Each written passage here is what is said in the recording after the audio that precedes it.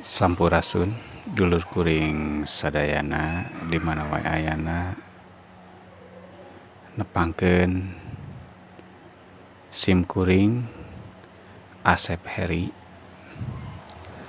kawit di Kelurahan Cipari, Kecamatan Cigugur, Kabupaten Kuningan, Jawa Barat.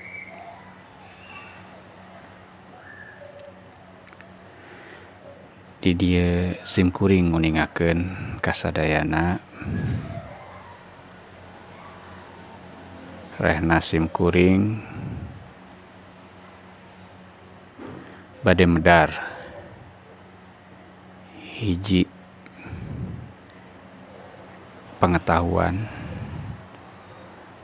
perkawis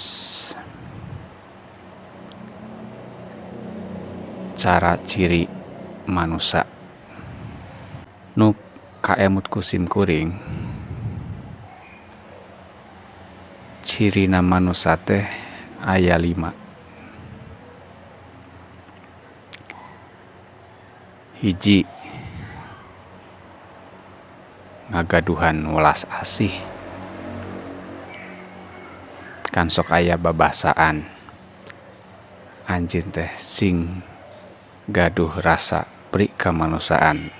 Berarti sifatna manusia teh nu kahiji nyaeta welas asih.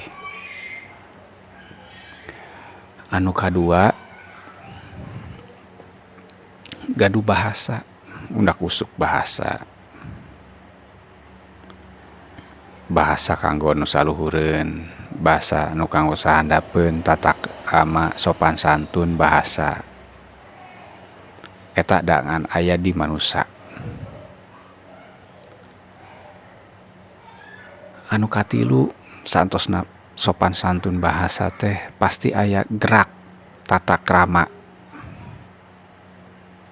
Lamun urang ngalangkung nyebatkeun punten tapi aya gerak anu bari rengkuh, punten ngalangkung ngiring ngalangkung, da urang teh sifat manusia sanes sato. Anu kaopat, tangtosna ngagaduhan budaya. Dina kodrat manusia nu ngagaduhan budaya, adat istiadat, ari di makhluk nu sanes mah henteu aya. Tah nu teu kalah pentingna, nu terakhir, nu kalima, gaduh sifat wiwaha yuda naraga. Upami dihartoskeun, wiwaha teh keseimbangan. Upami yuda perang, naraga nyana diri urang nadiri. Jadi wiwaha yuda naraga teh keseimbangan memerangi diri urang nyata hawa nafsu. Sakitu manawi penjelasan ti sim kuring ngeunaan makna kamanusaan sami sim kuring oge nyuju diajar ngalarapkeun 5 ciri manusia eta. Hatur nuhun, sampurasun.